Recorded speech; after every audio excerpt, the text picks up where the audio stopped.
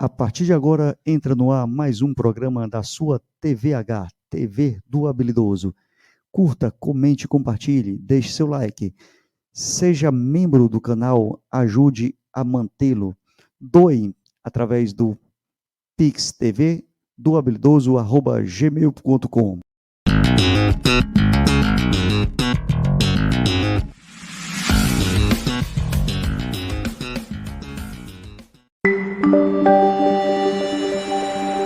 TV HBR, o canal mais habilidoso do Brasil. Olá, boa noite, tudo bem? Mais um programa Diálogos. Hoje, com o tema Guerras Híbridas, Intervenções Estadunidenses na América Latina, com o doutor em História, Miguel Stedley. Stedley, seja bem-vindo, Miguel. Olá, Luiz, boa tarde, boa noite, né? Ou bom dia também para quando nos assistirem. Prazer rever o amigo, não nos encontramos pessoalmente há muito tempo, mas te agradeço pelo convite, pela oportunidade de estar conversando contigo e com o nosso público. Beleza, e vocês que estão aí pelas páginas compartilhadas, TVT, Democracia Participativa, Barão de Tararé, vão nos mandando a mensagem diretamente aqui no nosso YouTube da TVH, @TVH_BR. Bota 2 pontos, política e cultura, rapidamente você encontra. Hoje aqui o Miguel vai nos explicar um pouco, começando do zero, uma aula prática para vocês aí, gratuita, sobre primeiro, o que é guerra híbrida, Miguel? Luiz, essa é uma pergunta importantíssima, porque o que acontece? Esse conceito de guerras híbridas, ele chegou ao Brasil através de um livro que nós publicamos pela editora Expressão Popular, com esse nome, Guerras Híbridas, de um jornalista norte-americano, mas de família e radicado na Rússia, o Andrew Korybenko. E nós tivemos a felicidade de publicar esse livro em 2016, quando nós vivenciávamos justamente o golpe contra a presidenta Dilma, né? Então, vários dos elementos que estavam descritos desse livro, eles estavam se materializando na nossa frente naquele momento, várias estratégias que levavam, inclusive, a gente imaginar se o Brasil era vítima de guerras híbridas, né? E depois esse conceito foi muito popularizado pelo jornalista Pepe Escobar, né, que participa do canal 247, tem o seu blog, enfim, e passou a ser usado com muita frequência. Depois nós descobrimos que o Exército Brasileiro também costumava usar esse termo, mas de forma invertida. Já antes do bolsonarismo, o Exército costumava, alguns militares, né, alguns pensadores militares usavam esse termo para colocar como uma ameaça, as guerras híbridas seriam uma ameaça dos movimentos populares, das classes trabalhadoras, ao status quo, né, ao domínio, né? Então, muita gente utilizou esse termo nos últimos anos, também na eleição do Bolsonaro, em outros momentos, de forma meio gratuita, assim, né? Então, tudo virou guerras híbridas, etc. E nós temos alguns pensadores, intelectuais, professor Hilton aqui no Rio Grande do Sul, na URGS, o Matheus Mendes no Rio de Janeiro, e eu mesmo recebi o convite da Fundação Rosa Luxemburgo e da Editora Expressão Popular para então a gente escrever um texto, um material que pudesse esclarecer esses pontos e pudesse clarear o que são as guerras híbridas, né? E esse material então resultou no livro que eu escrevi com a minha colega Ana Penido, uma especialista em Forças Armadas também, que se chama Ninguém Regula América, Guerras Híbridas na América Latina, Guerras Híbridas e Intervenções Estadunidenses na América Latina. Esse livro está disponível de graça no site da Fundação Rosa Luxemburgo e no site da editora Expressão Popular, e pode ser comprado impresso também em ambos os sites. Então, o que nós fizemos? Fomos ao fundo, né, entender o que era esse termo. O termo guerra híbrida, como o nome já diz, é a junção de duas coisas, né? Algo que é híbrido. Então, a origem do conceito, ele significa o seguinte, uma guerra que combina elementos convencionais e elementos não convencionais. O que seria uma guerra convencional? A gente pensar em guerra, normalmente que vem na nossa imaginação, na nossa cabeça, seria uma guerra convencional. Exércitos com quartéis, hierarquia, uniforme, um determinado armamento convencional, todos os soldados com o mesmo padrão de armas, etc. Isso seria uma guerra convencional entre dois estados, né, entre duas nações, na maioria das vezes, e essa seria uma guerra convencional. Uma guerra não convencional é tudo que não se enquadra nesse conceito de guerra convencional. Então, a gente pode imaginar movimentos guerrilheiros, movimentos terroristas, outras formas de guerra, né? Então, forças que não têm uma hierarquia, como guerrilhas, que não têm padronização de armamento, que não têm quartéis, etc., seriam guerras não convencionais, né? E aí a gente tem inúmeros exemplos, né? As guerras de libertação na África, as guerrilhas na América Latina, mesmo de certa forma a resistência, as guerras napoleônicas na Europa no século XIX, enfim. Então, essas seriam as guerras não convencionais. Então, uma guerra híbrida é uma guerra que combina esses dois elementos. Uma guerra, elementos da guerra convencional e elementos da guerra não convencional. Qual é a novidade? Que a guerra não convencional, normalmente ela é feita por um povo, por um estado, por uma nação, em condições desfavoráveis ao seu inimigo, né? Então, um grupo guerrilheiro contra um governo, um país mais fraco, sob dominação, contra um país mais forte, etc. Qual é a novidade da guerra híbrida? Que esse é um método que tem sido usado por potências mais fortes, especificamente no caso que a gente estudou dos Estados Unidos, contra inimigos mais fracos. E aí eles combinam a forma não convencional, então uma forma de intervenção em que esse país usa a guerra não convencional primeiro, para depois, se a guerra não convencional fracassar, aí partir para uma guerra convencional. Qual é o grande exemplo que a gente tem, e por isso que o livro do Andrew Korybico inaugura a literatura sobre isso?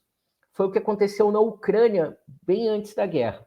A Ucrânia tinha um governo que, respeitando a proporção e a questão cultural do seu país, pró-Rússia, um governo que era mais inclinado politicamente nas relações internacionais à Rússia do que à União Europeia, e esse governo começa a ser propositalmente desestabilizado por forças não convencionais, por forças de extrema-direita, grupos neonazistas, por milícias, que vão utilizando desde manifestações até o uso da força para provocar essa desestabilização do inimigo, né? No caso do governo ucraniano. E isso levou, de fato, a uma espécie de golpe de Estado em que o governo ucraniano precisou, os seus ministros, seu primeiro-ministro, o presidente, fugir do país. Nós tínhamos casos de sequestros de familiares de ministros, etc., né? Mas tudo isso começa com as chamadas, com muitas aspas, revoluções coloridas. Seriam manifestações. Perguntar sobre as revoluções coloridas e sobre a Bolívia também. Teria tido influência dos Estados Unidos? Totalmente. As revoluções coloridas, elas se apresentam como manifestações populares espontâneas e, normalmente, elas têm uma base social, de fato, né? Ela tem um motivo, uma indignação social. A gente viu isso muito nas revoltas árabes, na chamada Primavera Árabe. E esse que é a grande dificuldade, porque a gente tem dificuldade de distinguir no começo o que tem de fato de popular, de espontâneo, de original, do que são ações que depois nós vamos descobrir que são manipuladas, que são propositais, né? Então, a partir desse conceito de que a guerra híbrida combina convencional e não convencional, a gente pode dizer o seguinte: situações como o golpe da Dilma, situações 2013. como 2013.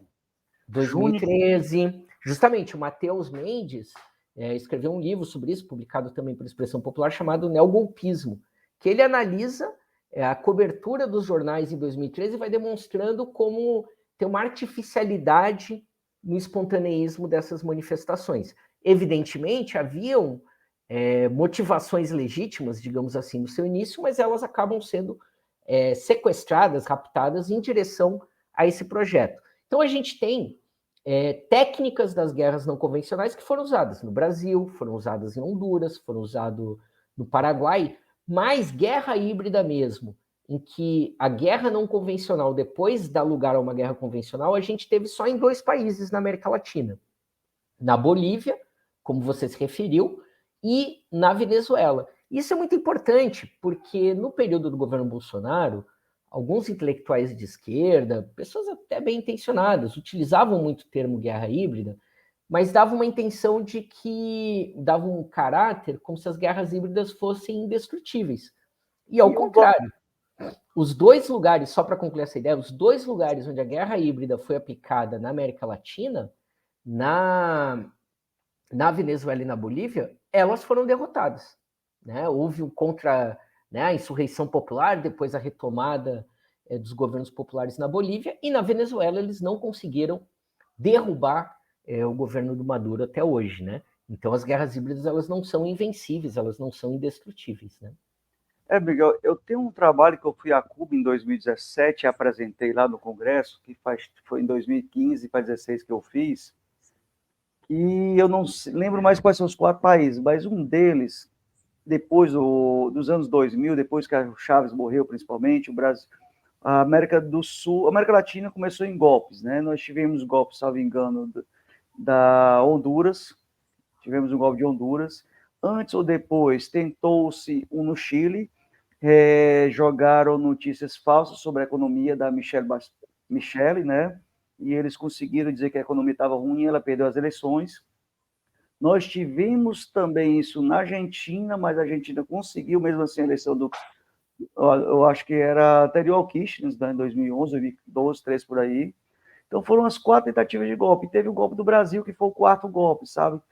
Então, quer dizer, eles sempre lançando notícias falsas para tentar derrubar a política dos países. Quando eles não conseguem, né, aí eles invadem, né, como aconteceu no Afeganistão, Iraque e outros mais. Aqui a gente está com o colega Ricardo. Ricardo, me lembra qual é o teu coletivo aí, Ricardo? Dando boa noite à minha pessoa e a você, Miguel. Aqui também temos o Fala Sério Tietê, eu acho que ele é do Fala Sério, nem lembro mais. Boa noite, Luiz, é um prazer estar presente na sua live. Boa noite, amigo, manda sua pergunta aí a todos vocês que estão também pelas páginas compartilhadas, como a TVT. Pois é, Miguel, então eu fiz um trabalho mostrando esse comentário. Quando os Estados Unidos estão bem, eles normalmente estão fortes na América Latina, principalmente na América do Sul. Quando a gente se une, eles caem economicamente, né? E a gente fica brigando entre a gente. Tem alguma relação com o que você escreveu? Será que estou no caminho?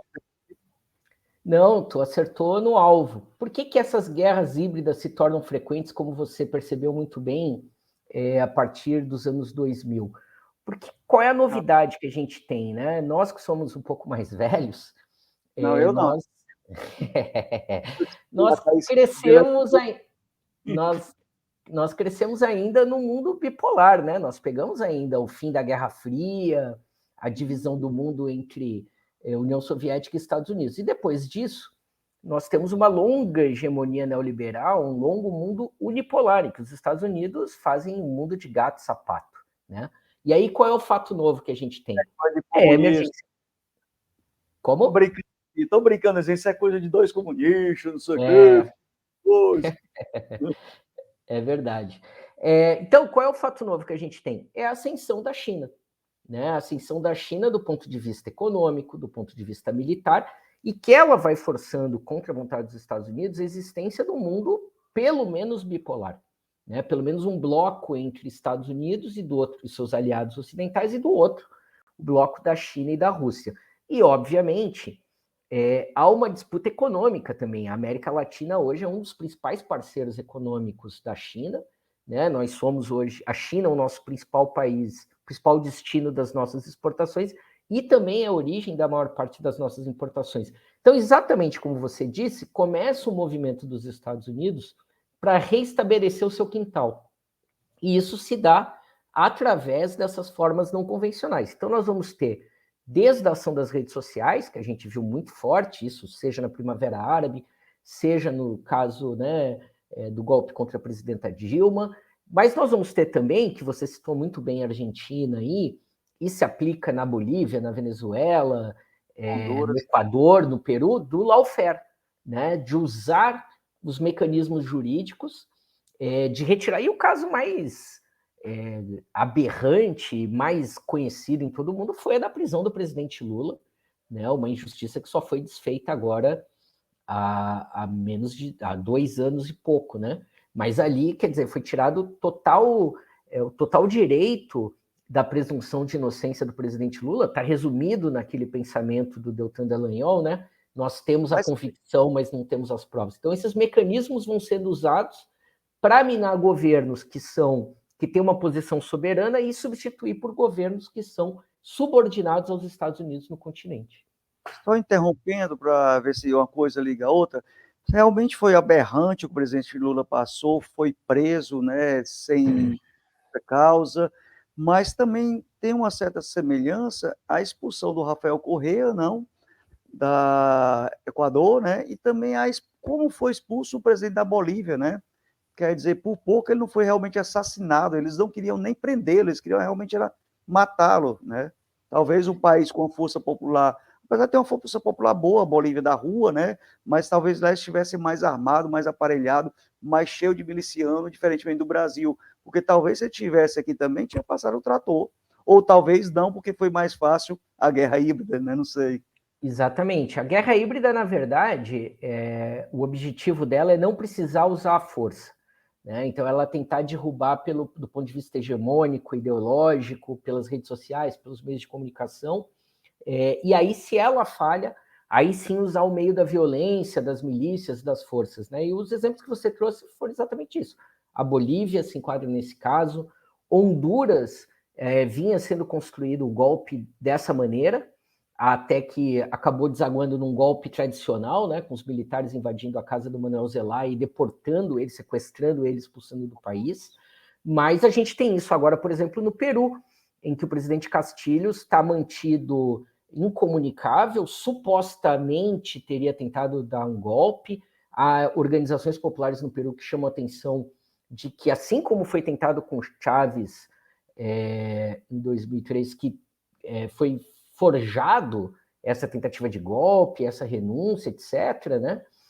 Nós tivemos isso na Bolívia, como você lembrou bem, e a gente tem isso com a Cristina Kirchner. A Cristina Kirchner foi retirada das eleições do ano passado na Argentina dessa forma, né? Foi criado um arcabouço jurídico que impedia, que ela preferiu naquele momento não disputar as eleições para poder se preservar. Mas é bom lembrar que a própria Cristina Kirchner sofreu uma tentativa de assassinato, né, em plena luz do dia, por uma pessoa que inclusive tinha ligações com grupos milicianos ucranianos, etc. Então, o que é perigoso nesse momento que a gente vive é que essas técnicas deixaram de ser executadas apenas por estados, por governos, mais precisamente pelos Estados Unidos, e foram reapropriadas, né, como eu disse, começaram com a extrema-direita neonazista na Ucrânia, e passaram a ser apropriadas por grupos paramilitares, por grupos da extrema-direita, né? E aí nós temos o caso evidente aqui no Brasil, em que ainda que o Jair Bolsonaro tenha sido excluído, né, tenha perdido as eleições, a máquina bolsonarista de fake news, de ataques, inclusive dos clubes de tiro, etc., ela continua ativa, né? Tanto que eles pretendem fazer uma mobilização dia 25, tanto que eles tentaram dar o golpe de 8 de janeiro, né? Então tem uma série, essas técnicas acabam sendo apropriadas por outros setores, não apenas pelo Estado, por outras nações, né? Agora, tradicionalmente a gente pode dizer que as guerras híbridas são ações de um Estado contra outro povo, contra outra nação, mas que a gente vive hoje um momento em que também setores de extrema-direita acabam se apropriando dessas ferramentas para novamente tentar desestabilizar governos progressistas e que sejam hostis aos Estados Unidos, né? Ou que não rezem conforme a cartilha, né? Beleza, a gente tem uma pergunta aqui do Ricardo dizendo, professor Miguel, né, no caso, as guerras híbridas serão uma realidade, serão uma realidade nessa mudança de ordem mundial? Podemos esperar suas intensificações? Vemos Milei, El Salvador, e pergunto, e o nosso Brasil, Zil? Olha, com certeza, elas são uma realidade, elas estão diariamente em Hong Kong, por exemplo, para tentar impedir a reunificação da China, né? elas são utilizadas contra a Rússia frequentemente. E pensando, então, na América Latina, no caso do Milei, ali tem mais a ver com a crise política argentina, ainda que, como eu disse, houve todo esse processo de guerras híbridas contra os Kirchner, né, e especialmente contra a Cristina Kirchner, mais recentemente. No caso de El Salvador, também tem a ver com a crise política do país. Ali nós temos uma hegemonia de extrema-direita, né, neoliberal, bastante um governo que atua muito pela repressão policial, pela repressão. Então, não se constituiriam exatamente em guerras híbridas, né? Estariam mais próximos dos golpes tradicionais, etc. Né? Agora, e de qualquer forma, no caso da Argentina e do El Salvador, eles ainda foram eleitos, né? Agora, se a gente pegar no caso do Brasil, quer dizer, qual é a chance de um deputado que apresentou um projeto em 30 anos, que tem uma vida política ridícula, né? Uma pessoa que é pífia, que não tem capacidade de expressão, que nem o Jair Bolsonaro, chegar à presidência da República? Porque você teve toda essa ação das técnicas que compõem a guerra híbrida para ir minando o principal partido progressista do país, o Partido dos Trabalhadores, para prender suas lideranças, para inviabilizar a participação do presidente Lula na eleição de 2018, de maneira que você cria um terreno de terra arrasada que esse tipo de sujeito acaba se projetando, né? Então, eu acho que, infelizmente, elas fazem parte da nossa luta política internacionalmente e que a gente ainda não conseguiu constituir mecanismos, salvo os dois exemplos. Qual foi o mecanismo, né, que a Venezuela e a Bolívia constituíram como antídoto para a ação dessas guerras híbridas? Povo na rua. Essa continua sendo a principal força, a principal ferramenta. Agora, se nós pensarmos nesse exato momento que nós estamos conversando hoje, claro, depois as pessoas vão assistir, já vai ter se desenrolar, Julian Assange está passando por um processo que é o puro lawfare, não tem acusação, toda uma manipulação jurídica para entregar o Julian Assange para os Estados Unidos por ele ter denunciado aquilo que hoje a gente vê em Gaza aos olhos vistos, mas que ele denunciou no Afeganistão e no Iraque, que foram as atrocidades cometidas pelos soldados estadunidenses nesses dois povos. Né? E o preço dele, por falar a verdade, é estar condenado, isolado, numa situação emocional e física de alto risco. Ele pode, inclusive, vir a falecer na prisão se não houver justiça para impedir esse lawfare. Né? É verdade. E um dos antídotos é botar o povo na rua, como a gente tanto pede para colocar o povo na rua contra o Centrão, mas a gente não consegue colocar o povo na rua para revoluções positivas para o governo, que eu disse lá em 2013. Gente, isso não é algo natural, né? Isso é para derrubar a presidenta Dilma. Aí me chamar de doido, etc., alienado, petista, essas coisas mais que a gente está cansado de saber. Por quê?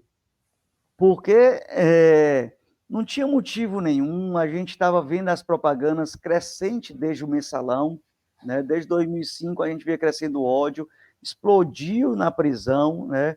E eles perderam o governo, não conseguiram ganhar em 2012. Então e o Aécio disse, né? Ela não governa, e ela não governou o segundo mandato, né? Então eles partiram para cima, fizeram de tudo até tirá-la. E quando tiraram, disse, vão ser anos de atraso. Todos nós dissemos, boa parte de nós dissemos, e foi anos de atraso. Então, como o povo na rua, essa consciência social, sem ter acesso a grandes meios de comunicação, sem conseguir fazer com quem está nos escutando, multiplique 10 para 15 mil pessoas inscritas. Né? Você trata nisso no seu livro, Ninguém Regula a América, Guerras Híbridas, Intervenções Estadunidenses da América Latina.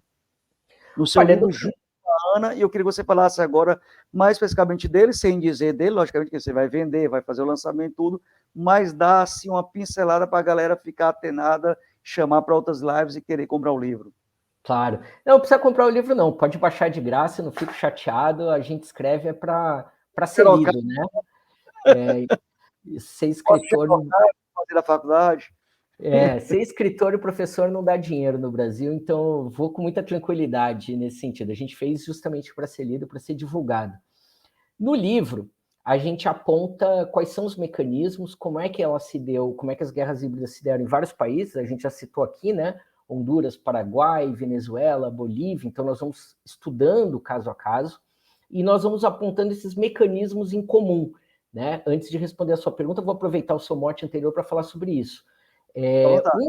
Um desses artifícios para fingir... No livro do Andrew Coríbico, ele coloca isso, e depois no nosso livro a gente reproduz, porque é praticamente um manual de como dar um golpe. Como é que se iniciam as tais das revoluções coloridas? Começam com uma manifestação que tem que ser supostamente espontânea, mas na verdade ela é resultado de articulações por redes sociais que se dão antes, né? E muitas vezes essa massa que participa, ela está indo para a manifestação por motivos às vezes legítimos, às vezes justos, mas que manipuladas pelo centro, por quem origina a manifestação. E essa manifestação precisa ser num lugar público, numa praça. Isso a gente viu muito forte nas revoluções árabes. Então, imaginar, por exemplo, no MASP, na Avenida Paulista, em determinadas praças, né? Sei lá, na Praça de Ferreira, onde quer que seja, né? Porque qual é que é para dar ideia? Você reúne muita gente na praça porque se a polícia reprime ou qualquer outra força, você faz o discurso da vitimização. Você diz, olha aí, nós estamos sendo reprimidos, a nossa luta é justa. E se você não é reprimido, aí o discurso é, olha como a nossa luta é justa. Até a polícia aderiu aos nossos protestos, né? Que é o caso dos... São Paulo, São Paulo. regulou para incentivar, não? Porque foi a partir daquela repressão que se espalhou pelo Brasil. Exatamente, né? E esse trabalho do Matheus Mendes que eu me refiro, que está publicado no Neogolpismo, ele chama atenção muito interessante, como a cobertura da Folha de São Paulo e do Estado de São Paulo antes das manifestações é uma, quando estoura a violência, eles mudam completamente o discurso, as fotos, etc. Inclusive, eles colocam na capa a foto de uma estudante jovem branca de classe média ferida, que aí você já tem identificação, né? Quer dizer, todo dia a polícia está aí batendo em gente preta, em gente pobre, etc. Mas isso, óbvio, não causa comoção na classe média. Então, eles constroem uma imagem para gerar empatia com esse setor e vão provocando, né? Então, convocam um ato, tem que ser um lugar público, tem que dar essa ideia, e a gente lembra dos bolsonaristas, dos patos verde e amarelo batendo foto com policial, pedindo intervenções armadas, etc. Isso falando em 2013, 2014, 2016, né?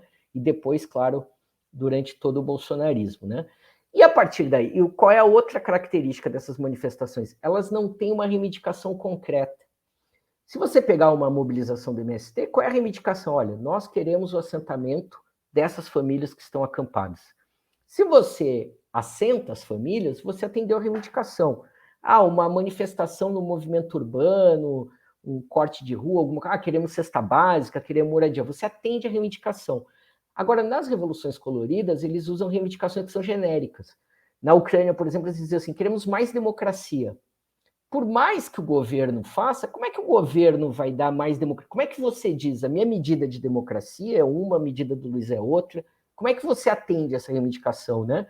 E, de certa forma, em 2016, eles usaram isso. É contra a corrupção. Mas como é que a Dilma ia acabar com a corrupção? É baixar um decreto? Acabou a corrupção? Né? Como é que a gente... Né? Então, eles colocam essas reivindicações genéricas e superabertas porque, primeiro, cria um problema para a esquerda. Como é que você vai dizer que você é a favor da corrupção? Você não é a favor da corrupção. Você pode ser contra a manifestação. Mas até explicar que você é contra a manifestação, mas não é a favor da corrupção, né? Como a gente diz, até explicar que Bolacha Maria não tem canto, né? Se foi. E a outra coisa é que nunca a reivindicação pode ser atingida. E eles usam isso de forma a manter essa base permanentemente mobilizada. Se a gente for ver agora, 25 de fevereiro, que o bolsonarismo está chamando de mobilização, qual é a pauta deles? No fundo, né, é para o Bolsonaro demonstrar força, é para tentar... não é nem se safar do processo, dos inquéritos, porque ele não vai conseguir fazer isso dessa forma, né? Mas é mostrar para o PL, para os partidos da direita, que ele continua sendo o principal líder de direita no Brasil hoje, é para demonstrar força. Mas se você perguntar para as pessoas que forem lá no dia 25 por que elas estão indo, elas vão falar mal do Lula, elas vão falar mal do STF, elas vão falar contra o comunismo, elas vão falar... É genérico. E nunca vai conseguir atingir. Então, isso também permite que esse setor fique mobilizado. E eles vão construindo isso de uma forma até criar uma instabilidade, que foi o que aconteceu com a presidenta Dilma. Por mais que ela tentasse dar respostas, né? Eles continuavam mobilizando até que a única saída, foi o que aconteceu na Ucrânia também, fosse a destituição, né? Fosse o impeachment, fosse a renúncia, fosse algo assim. Então eles vão criando um cenário que é propositalmente de instabilidade política. Como a gente conversou aqui, eles tiveram toda uma ascensão do ódio contra a esquerda que facilitou colocar no poder quem eles quisessem, eles a elite, né? E o que surgiu de mais interessante para eles foi o Bolsonaro, né? E agora o Bolsonaro tenta se sustentar, gravou vídeos de um, de outro. Assim, é muito burrice gravar um vídeo, gravar prova contra si próprio, mas eu estava pensando, será que essas gravações não foram com o modo de eu vou gravar meus ministros para se eles resolverem me dedurar, eu tenho aquela prova de dizer, se você me dedurar, eu deduro. Então o Bolsonaro joga para também os bolsonarismo dele, e deputados que ainda estão por aí, governadores, que devem ter o seu rabinho preso. Ou seja, ou você vem comigo, continua me apoiando para a minha queda ser mais difícil, ou vocês caem junto comigo, né? Então, a forma de defesa. Agora, o triste é que nós, talvez pela falta da grande mídia e não temos dinheiro para impulsionar nossas redes, nós não conseguimos fazer o hibridismo ao reverso, né? A guerra híbrida ao reverso, né? De forma que seja positivo para a nossa esquerda para divulgar pautas de reforma agrária, pauta de melhores salários para a classe trabalhadora, diminuir o horário de tempo de trabalho, que 44 horas eu julgo ser muito, o cara chega, ou a mulher em casa, ser humano cansado, não tem tempo de tratar da sua saúde, isso perde o Estado também um gasto de saúde pública depois, o cara não trabalha 8, que vai e volta para o trabalho, trabalha 10, 11, 12 horas, né? Então cai a condição dele chegar em casa, estudar e se potencializar para lutar contra esse sistema, ou seja, esse trabalho de horário, de bater ponto e de 8 horas de trabalho é um sistema que mantém a elite os anos e anos no poder. Aqui o Ricardo está comentando novamente a famosa democracia norte-americana sendo levada à Ucrânia, Síria e Líbia. Victoria Nuland esteve no Brasil mais de 2 vezes em 2022 ou 2023. E o que a gente conversou hoje também na outra rádio que eu estou, gente, que é na Atitude Popular, TV, também no YouTube, com o professor Nelson Campos, né? Democracia, entre aspas, né, para eles, para alguns que moram nos Estados Unidos. O mundo todo ele pratica o inverso do que ele diz ser democrata, o que realmente ele quer, o que a gente conversou aqui, que o Miguel bem disse, é levar lucros para os seus grupos que a gente chama de agenda cities, não é isso, Miguel? Exatamente. Eu vou fazer um comercial aqui, Luiz, que é o seguinte, mas não é um comercial econômico, não, né? Que a gente faz as coisas por militância e por amor à causa. Eu escrevo junto com meu colega Lauro Alain um boletim toda sexta-feira para o Brasil de Fato. Pode ser assinado por e-mail, ou o pessoal pode olhar na página do Brasil de Fato sexta-tarde, chama Boletim Ponto. O que a gente faz? A gente passa a semana lendo todos os veículos da grande imprensa, e também, claro, os veículos mais populares, né? E a partir dali a gente faz uma análise da conjuntura, faz uma síntese, procura chamar atenção, quais são as questões mais importantes, etc. Até porque no mundo que a gente vive hoje tem um turbilhão de informações, né? E a gente muitas vezes se perde nesse ruído. Então, por conta desse trabalho, que eu faço já há 5 anos, eu acompanhei todo o governo Bolsonaro através da mídia, assim, exaustivamente. Na verdade, desde antes da eleição do Bolsonaro, nós começamos em 2018, e eu percebi uma coisa, óbvio, não estou trazendo nenhuma novidade, estou só recuperando aqui. O bolsonarismo, a família Bolsonaro, ela não pensa 2 vezes em abandonar os seus. Né? Na semana retrasada, antes do Carnaval, quando estouraram os vídeos, esse que você se referiu, a operação da Polícia Federal, lembraram muito bem que o Bebiano, que foi secretário-geral da presidência, foi o primeiro ministro a cair no governo Bolsonaro, aquele advogado que financiou a candidatura do Bolsonaro e foi depois derrubado pelo Carlos Bolsonaro, ele saiu dizendo, olha, eles pensam no golpe o tempo todo, ele já avisava desde 2019 dessas possibilidades. Mas a família Bolsonaro, ela não pensa 2 vezes em abandonar os seus, ela vai largando. Um dos motivos da delação do Mauro Cid é quando ele percebeu que ele ia sozinho para o fogo e que ia ser abandonado. Ele optou pela delação para salvar a pele dele e largar. Então, o seu raciocínio aí está perfeito, porque por que o Bolsonaro, cuja base eleitoral é o Rio de Janeiro, escolhe fazer essa manifestação em São Paulo, para além do fato que, claro, São Paulo é o centro político e econômico do país? Porque ele justamente está mandando esse recado que você se referiu, não me deixem só, vocês caem comigo, para o Tarcísio de Freitas, que é governador. Ninguém conhecia esse sujeito antes de 2022, Bolsonaro colocou ele no governo do estado, e para o Ricardo Nunes, que ninguém conhece quem é, o prefeito de São Paulo, que assumiu após a morte do Bruno Covas, e que vai ser o candidato do Bolsonaro em São Paulo. Então ele está dizendo, vocês não vão me deixar só, não. Vocês têm que vir aqui para o palanque comigo. Então está atuando, né, exatamente como você colocou, achei bom a gente aproveitar e ampliar mais, né, ilustrar isso. E a outra coisa, eu acho que a gente tem o direito de fazer a crítica fraternal, a crítica que não é destrutiva, que não tem intenção. Em relação ao governo Lula III, de fato, o tema da comunicação tem sido muito tímida, né? Nossa sorte tem sido que o presidente Lula é um pedagogo. Então, cada vez que ele abre a boca, ele está traduzindo para a população em geral aquela situação. Agora, essa situação, por exemplo, que ele falou na Etiópia em relação à faixa de Gaza, todo mundo entendeu quando ele falou, olha, o sionismo de Israel está se comportando que nem os nazistas, não precisou dizer mais nada. Israel ficou furioso porque está claro, foi didático. Só que qual é o problema do governo? Nós estamos dependendo de um único ser humano, que é o presidente Lula, para fazer esse diálogo com as massas. Quando, por sua vez, nós temos o Brasil de Fato, nós temos o seu canal, nós temos milhares de rádios comunitárias, nós temos muitas iniciativas de sindicatos, né?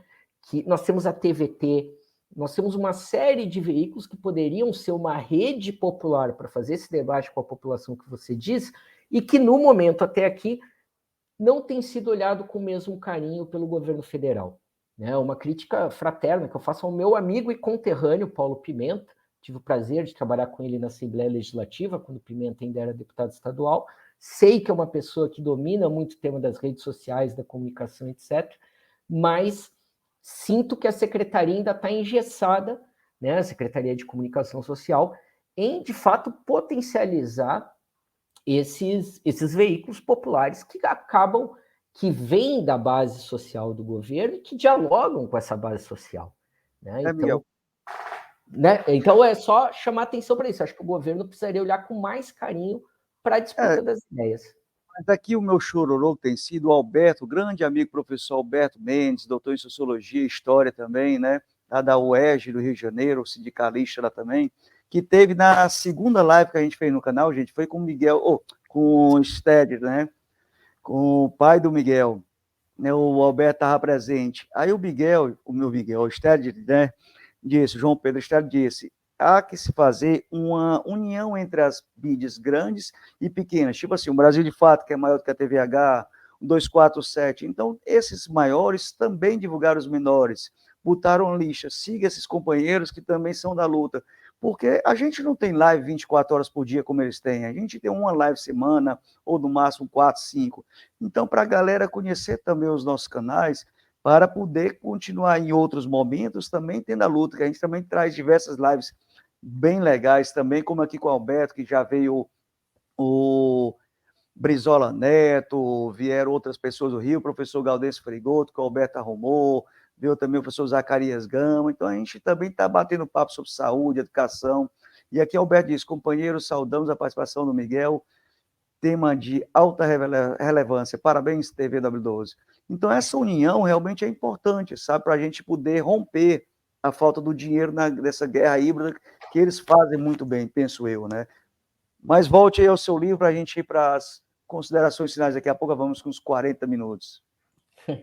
Bom, o livro, então, como eu disse, ele se dedica muito mais a olhar para trás, na verdade, do que olhar para frente, a tentar fazer anatomia de quais são os métodos, os mecanismos que os Estados Unidos utilizam da guerra híbrida nos nossos territórios, porque é uma guerra por procuração, né? E depois, então, nós vamos chamando a atenção de alguns movimentos específicos do Brasil, chamamos atenção para o papel que as Forças Armadas tiveram nesse processo no Brasil, né? E ao final nós levantamos a principal questão, que aliás, as principais questões. Primeiro, nós estamos vivendo uma mudança na geopolítica. Os Estados Unidos não conseguem aceitar que tem um novo mundo em gestação. Não tem... o que a gente está vendo em Gaza, o que a gente está vendo na Ucrânia, é a fala do presidente Lula no Egito. Eu escrevi sobre isso para o portal Terra Redonda essa semana, dizendo exatamente isso. Olha, não fosse o contexto que nós estamos vivendo, infelizmente, a fala do presidente Lula no Egito passou despercebida, porque ali o Lula foi preciso. Ele disse, olha, nós precisamos rever o Conselho de Segurança da ONU, nós precisamos rever o direito a veto que os Estados Unidos, a Rússia e a China têm. E, de novo, ontem, mais uma proposta de cessar-fogo, né? Ontem, dia 20 de fevereiro, foi negado no Conselho de Segurança da ONU pelo voto dos Estados Unidos. E a ONU...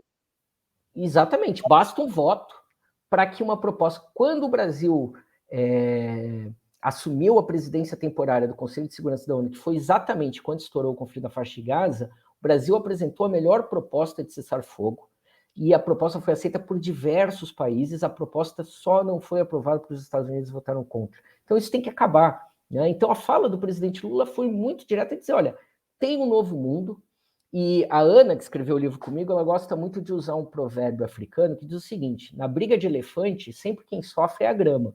Então nessa disputa entre China e Rússia contra os Estados Unidos, os países da América Latina não podem ser pisoteados, não podem ser destruídos, como está sendo a África, como está sendo o Oriente, né?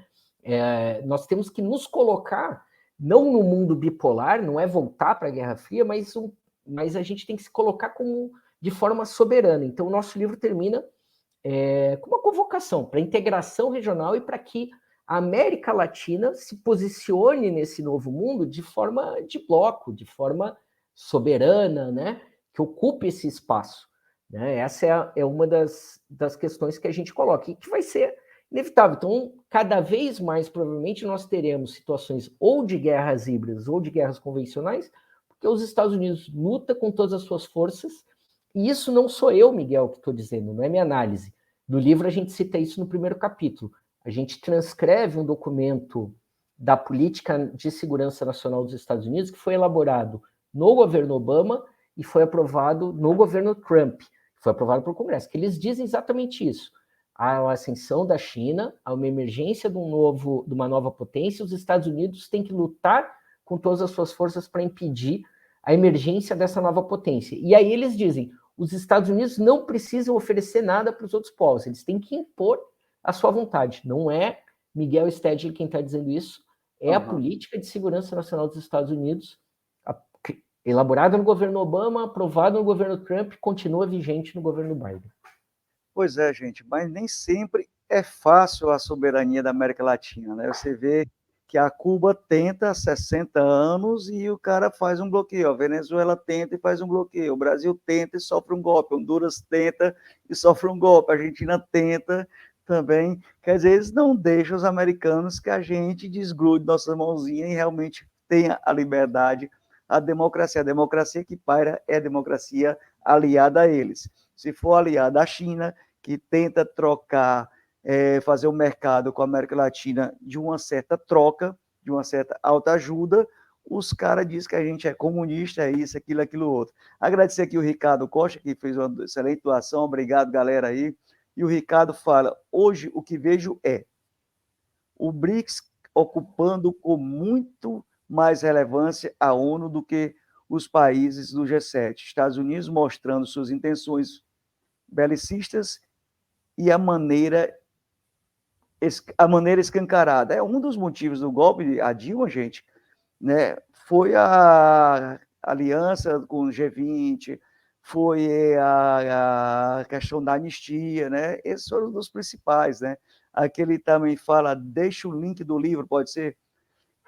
Ele vai deixar, se não conseguir colocar aqui, eu te mando depois, Ricardo, ou, gente, posto ao final dessa live, lá embaixo eu vou postar para vocês o link do livro também. Então, pedir as tuas considerações finais aí, o teu resumo final do trabalho, dessa live, se eu não fiz nenhuma pergunta. alguma pergunta que você gostaria de falar e depois as considerações finais, Ricardo. E agradecer a todos e a todas que estão nos assistindo e que irão nos assistir. Ajuda o canal YouTube da TVH a chegar a 10 mil inscritos. Hoje nós temos 4 mil e pouco. Luiz, eu acho que não tem considerações finais, porque no fundo nós estamos vivendo, o professor Márcio Postman, que hoje é presidente do IBGE, ele tem um trabalho, o último trabalho dele, ele fala uma coisa muito interessante, que nós não estamos vivendo uma época de mudanças, nós estamos vivendo uma mudança de época.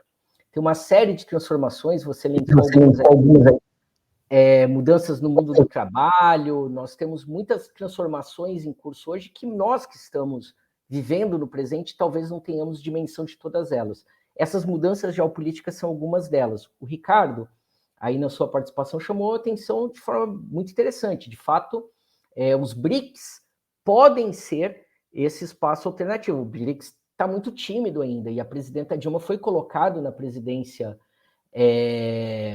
do BRICS justamente para fazer com que o novo Banco de Desenvolvimento se soltasse, porque nesses 5 anos que ele existe, ele investiu muito pouco, tem sido muito, muito tímido. O Brasil vai ter 2 oportunidades importantíssimas de se colocar na geopolítica e todos nós somos chamados a ficar atentos com isso. Uma é a reunião do G20, né, que o Brasil cede a presidência temporária do G20, e a outra é a COP30 em Belém do Pará, que vai discutir o aquecimento global. São 2 momentos em que o Brasil vai poder discutir essa integração latino-americana e se colocar de forma soberana aí. E aí, quem colocou, lembrou muito bem, de fato, o nome do nosso livro, ele é uma homenagem a essa música do Rapa e do Sepultura, Ninguém Regula a América, né? Que o falecido, saudoso Marcelo Ilca já lembrava lá nos anos 2000, ele que participou de tantos fóruns sociais mundiais, uma pessoa que tinha um peso importantíssimo nas comunidades cariocas, já chamava a atenção de que ninguém regula a América. Então, só agradeço mais uma vez, foi um prazer imenso poder reencontrar o amigo, pelo menos virtualmente. Estou devendo uma visita para Fortaleza, meus amigos cearenses sabem que moram no meu coração. Estou aqui, ó, tomando café com a minha xícara da Universidade Federal do Ceará.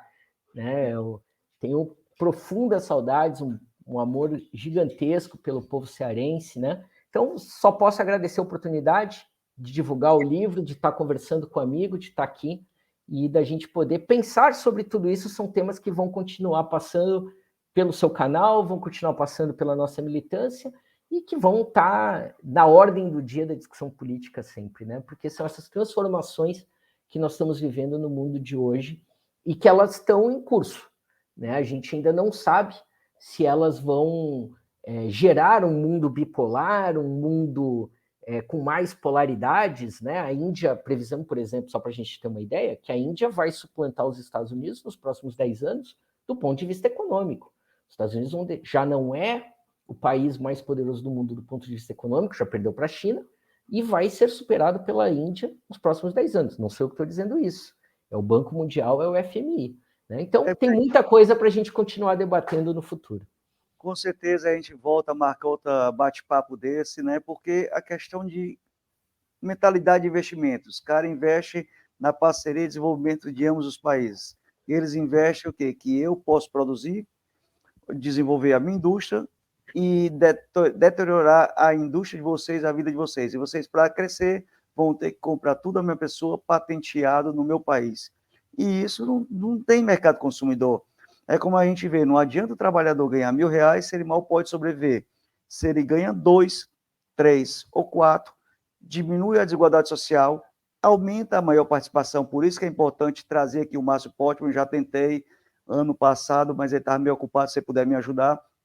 Ou seja, o Brasil, quem ganha aí de 1 a 2, 3 salários mínimos, perdeu o poder aquisitivo na compra, passou de 35% para 31%, e isso faz com que o quê? A renda se concentre. Se a renda se concentra, aumenta o desemprego, aumenta o subemprego e aumenta a violência, a questão social. Essa parcela tem que ser pelo menos dobrada para crescer a indústria nacional, né? E aí a gente crescer com melhores empregos, melhores salários e ter uma vida realmente de um bom bem-estar social sonhado. Agradecer aí ao Ricardo, ao Chines, que falou aqui também que o Brasil deveria participar em vez de administrar a crise capitalista e etc, etc. E a gente vai fazer um parte 2 em breve, gente. Meu muito obrigado a vocês, todos que assistiram, que irão assistir. Inscreva-se na TVH. Meu muito obrigado ao Miguel. E a portas está aberta. Vamos bater um novo futebolzinho, tomar aquela cervejinha quando você vier ao Ceará, Miguel. Valeu, um grande abraço. Valeu, muito obrigado, um abraço. Tchau, tchau. Cadê o final aqui do... Opa. Cadê a minha vinheta? Tchau, cadê a vinheta final, gente? Aí na vinheta é pra cá, pra baixo. Foi mal, tchau.